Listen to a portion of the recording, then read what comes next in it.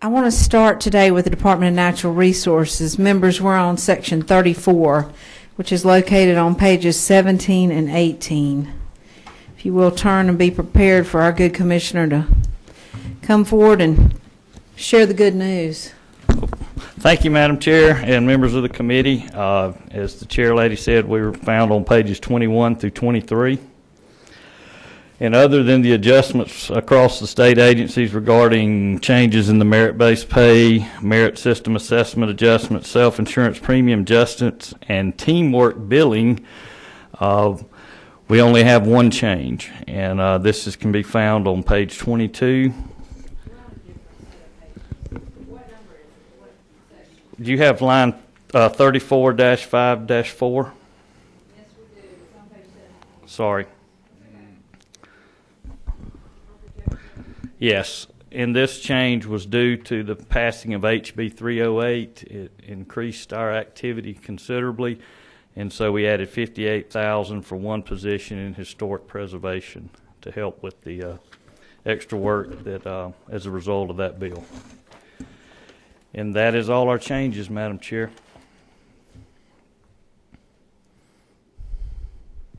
Okay. Thank you, Mr. Commissioner. Let me give my members a few moments just to look back over what we have here on our sheets, and we'll see if we can't strum up some questions for you. Oh, come on now. Sorry about the page numbers. It's okay. We have lots of tracking sheets we get to enjoy the changes of page numbers from.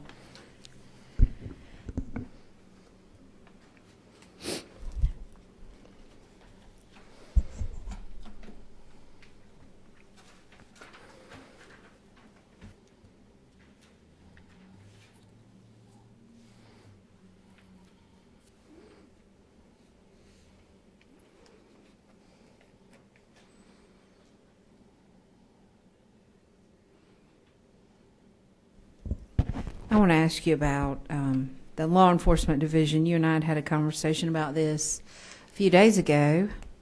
Tell me where we are with the positions. They all filled, and if not, what can we do to help you get those filled? Because I hear it in Lowndes County, and I know our good friend Chairman Sims hears it over in the Augusta area, and just wondering where we are with that. Well, thank you, Madam Chair, and we certainly appreciate what you did for the Law Enforcement Division a few years ago in the budget with help to pay increases. We're at about 190 strong right now, and that puts us at, if you look back, we're 47 counties that are without a ranger. We are able to handle coverage, but in our sometimes in places where we have our big impoundments and on the coast, we have to double up sometimes with rangers, so there's a concentration there.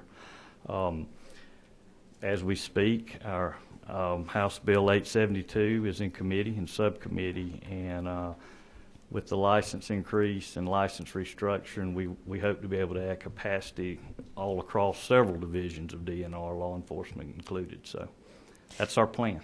Is the goal to have one in every single county, or do some counties just not necessarily need a ranger? That's a tough question. We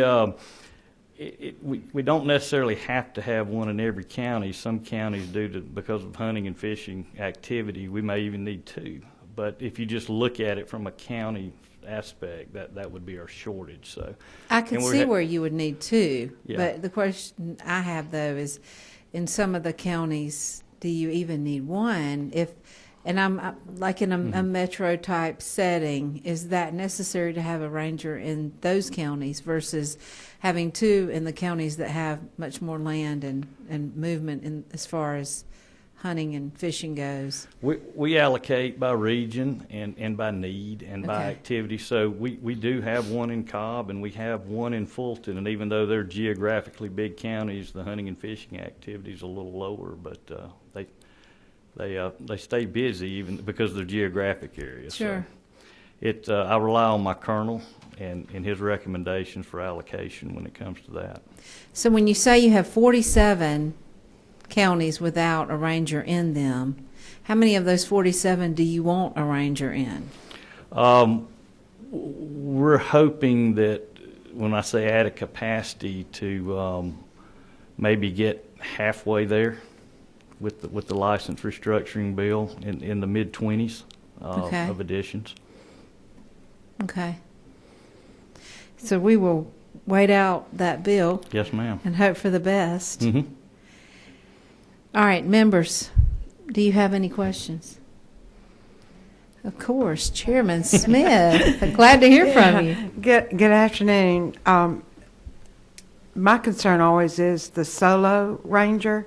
So how do you prepare for eventuality of emergency need? I know there has to be relations built with local enforcement. At one point in time, we had so understaffed y'all that it was a long time before you ever got assistance if you needed it. Can you just speak to that briefly? Yeah, it really depends on the incident and the call to the 911 center or to our dispatch and what the nature of the incident is. Sometimes we go first if it's a wildlife or a hunting or fishing incident. Sometimes we go to assist the sheriff's department, but the sheriff's department's always there, and so our guys are trained to not put themselves in those positions, when they get in their truck to go. So we're tied in with dispatches, with the state patrol, the sheriff's departments, local police departments, and so a suicide, for instance, if it's on one of our properties, then we'll be there first, but we immediately call the sheriff's department, and local law enforcement would take over.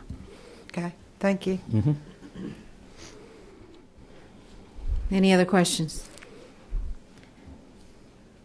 You have one? Are you sure? We might have you another moment today. All right, thank you, Mr. Commissioner. We always appreciate your time. Thank you, committee. All right, next up, we're going to have the EPD come up.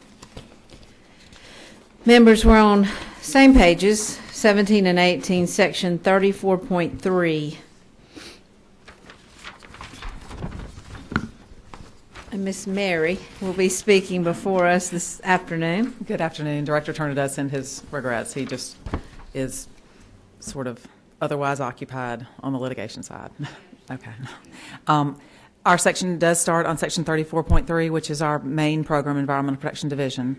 And you will see that we have the 3 statewide changes, the merit raises and the DOAS adjustments. But beyond that, we are just, it's a stable budget from last year. So happy to take any questions. Our other 2 items are the hazardous and the solid waste trust funds, 34.4 and 34.8, and both of those are stable recommendations from last year. So we're pleased and appreciative. Any questions? Certainly. Chairman Smith.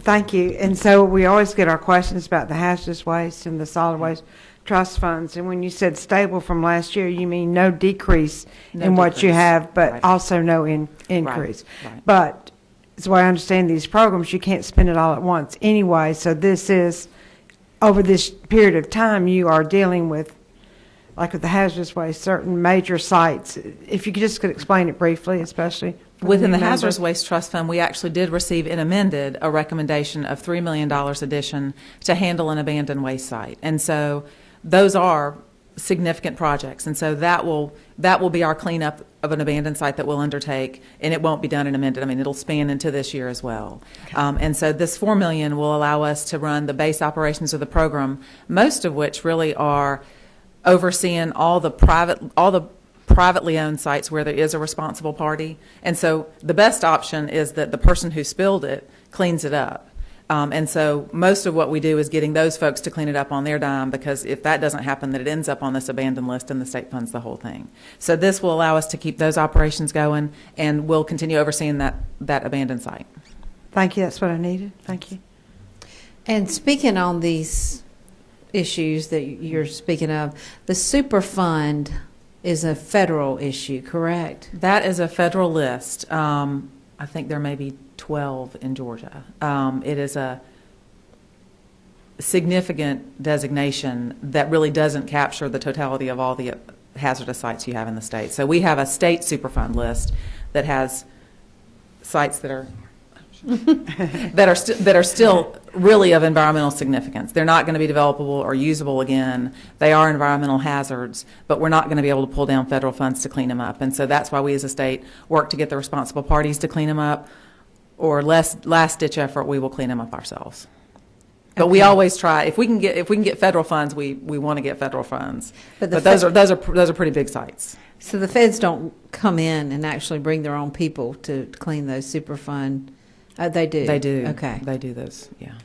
And we may participate in part of that cleanup oversight, but that's a federal operation. Okay. Good to know. Okay. Any other questions by the members? 16. Yes, ma'am. Representative Barr. Thank you. We spoke about the cleanup that y'all will be doing with the amended that y'all got. Yes.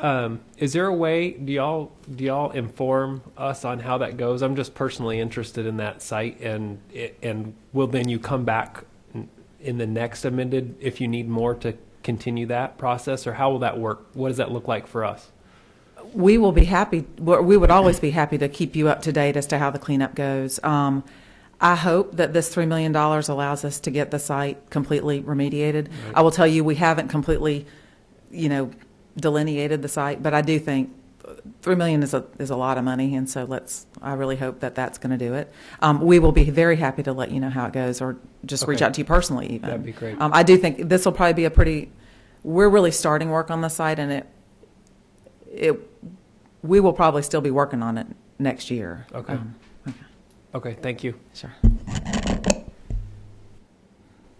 All right. Thank you so much. Thank you.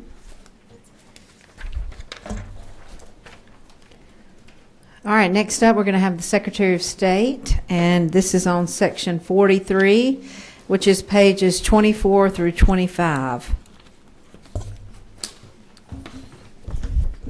Thank you, Chairman. Great to be with you all today. As the Commissioner and others have said, we don't really have any recommendations or other needs in the FY17 budget other than the statewide adjustments, and certainly the merit-based increase that was recommended by the Governor is very appreciative. I would like to quickly, I know some of you may have heard my remarks in the joint budget meetings earlier, but just go over just a few things, and thank you all for your help last year in the budget. We have been measuring for a long time what we've been doing in really every facet of the Secretary of State's office. And, through those measurements, we were able to work with OPB, the Governor, and you all last year to really show a need for a few things in our agency. And y'all were able to help us last year, thankfully. And I just wanted to mention a couple of those. I did this before, so I won't elaborate, but just one new position we have in elections is our military liaison. We hired a great guy, a veteran, who is out working the state hard. He's already visited 7 of the 11 military bases within the state, every VA hospital, the Georgia War Veterans Home in Milledgeville, and he's also implemented a poll worker training initiative where we've already hired 70 veteran poll workers to work as poll workers across the state, and that is a big issue with our counties.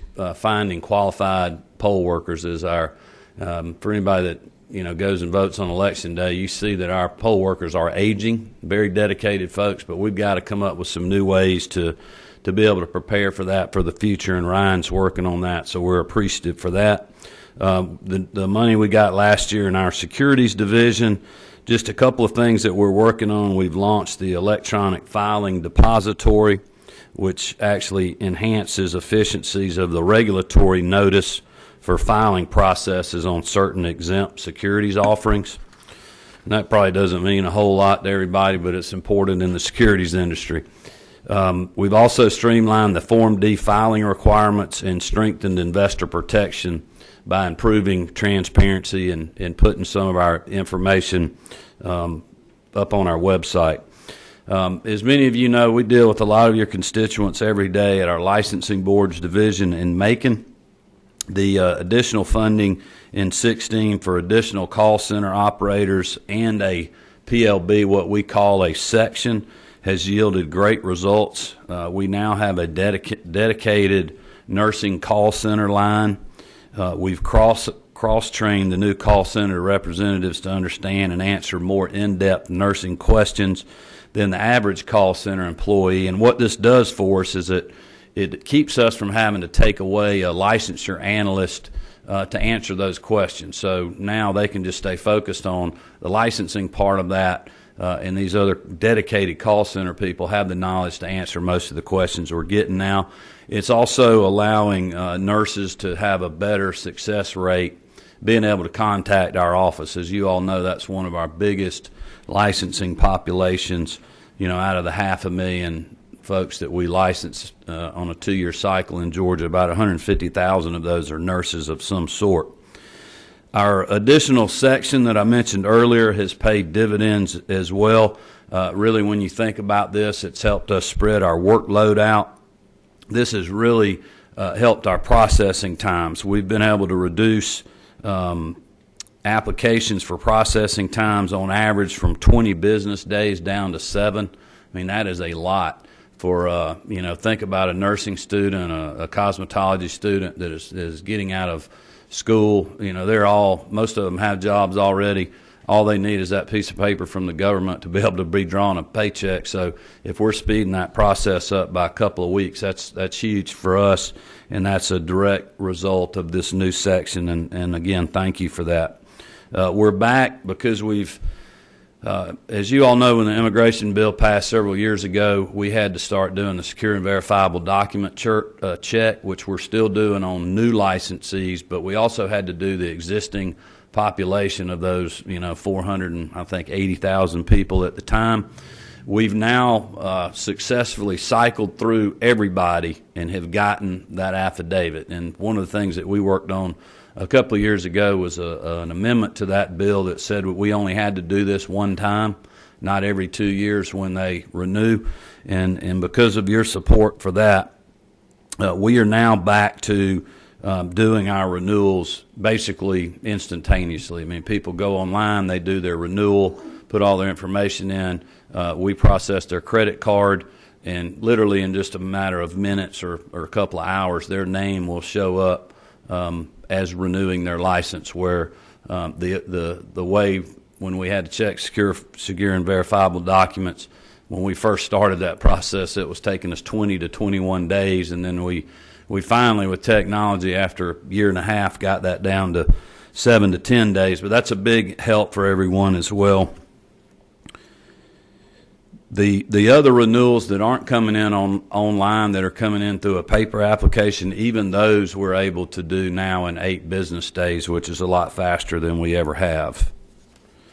All of these processes that we have going on at our licensing division, we're doing the best at processing times on licensing, complaint and compliance, and renewals that we have in my whole tenure, little over 6 years as Secretary of State. And I think that can be credited to a couple of things. Certainly, you all's help with additional positions down there, the call center folks in the new section. And then we've taken a lot of steps, too, on IT infrastructure to make sure our network is working better, to make sure our system is not having the problems of going down, which we have in the past, where basically our whole workforce is aligned to simply opening the mail and not being able to get into our system. So we made a lot of gains there. We've redone all of our hardware down there. We're in the process of doing upgrades to our system. We've restructured our intake department, which is basically all of the mail, all of the applications and complaints that are coming in, to better streamline that, and reorganized with the new section. We kind of reorganized things and feel like we're moving in the right direction there. A couple other points I just wanted to make. I had told you guys for really the last several years kind of what help we needed. Last year you gave us that. Our commitment was that if we got that help, that we wouldn't be back asking for more this year. I know that's something as a former legislator that I was used to having to deal with, is you help somebody and then they come back and they need help next year. Our goal this year was to implement the positions and use the money that you all gave us to the best of our ability to continue as we've been doing to measure the results of that. And then, as we get a little further into this budget year and the next, we'll report back if there's glaring needs that we have, anything, new mandates. And I say mandate in a way of there may be a good public policy that passes that may cause us to have to do something new in our agency, like the mandatory reporting bill for nurses the other day. That was part of the money y'all gave us. That was driven out of I believe it was House Bill 315 that required mandatory reporting. That basically doubled the number of complaints that we get in our agency. But we'll measure things like that, and if we get new things like that, speak with you about what kind of resources we would need to be able to deal with those in the future.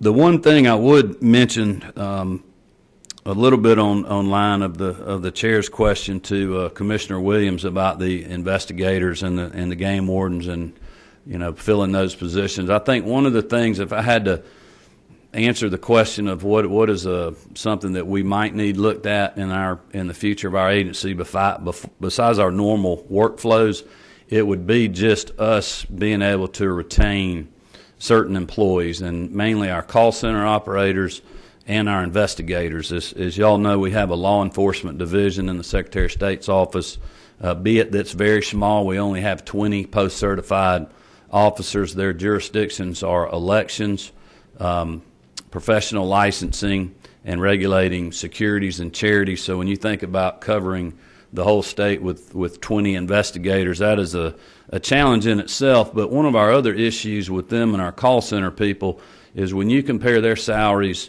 to other agencies in state government, not even the private sector, but just other agencies in state government, we'll sometimes train a lot of these individuals and they'll leave for another state agency for just a few $1,000s more in pay.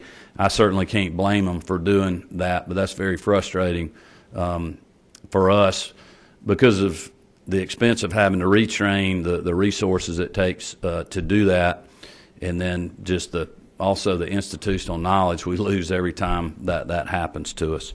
And with that, I'll be, again, grateful for your help in the past. Glad to answer any questions you may have about any other issues or concerns you may have in our agency.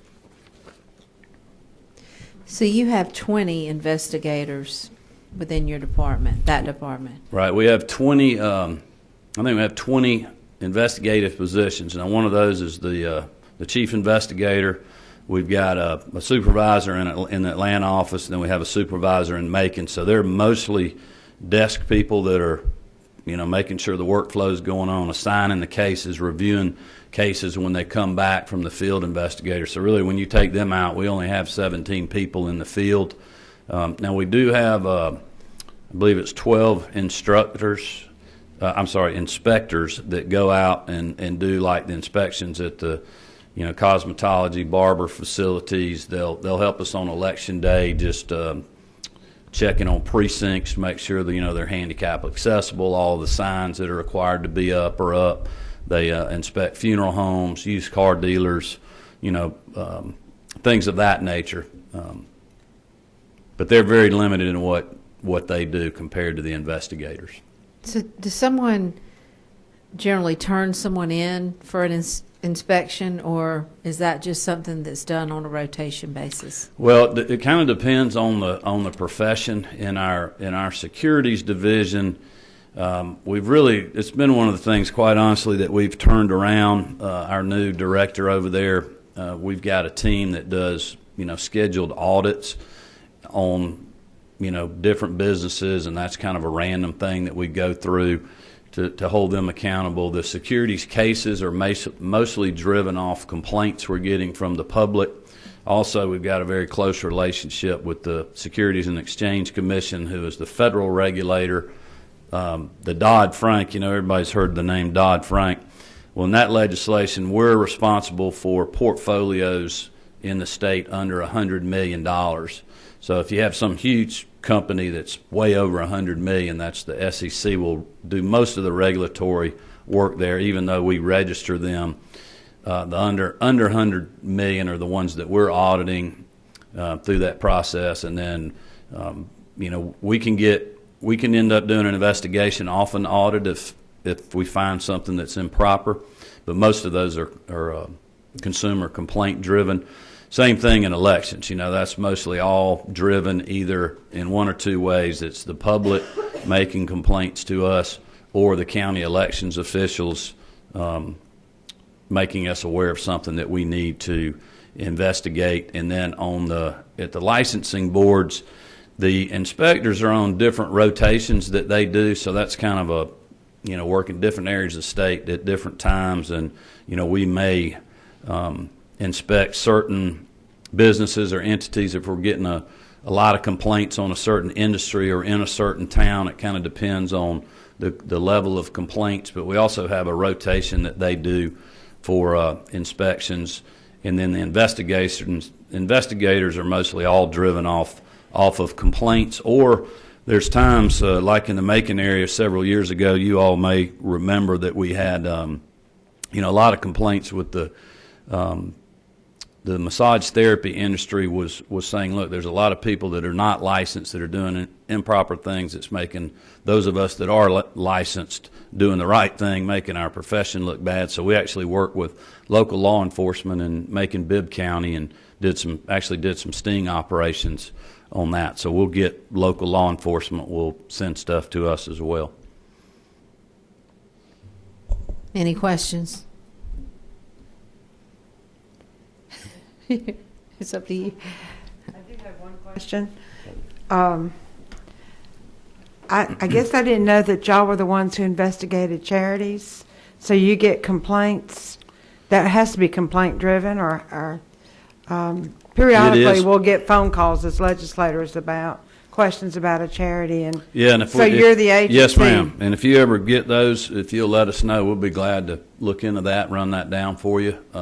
Quite honestly, too, we get some media-driven complaints. A lot of times the public may not know who to go to. They may go to the press, or the press finds out about something, and they'll start asking our question, which that leads us to an investigation as well.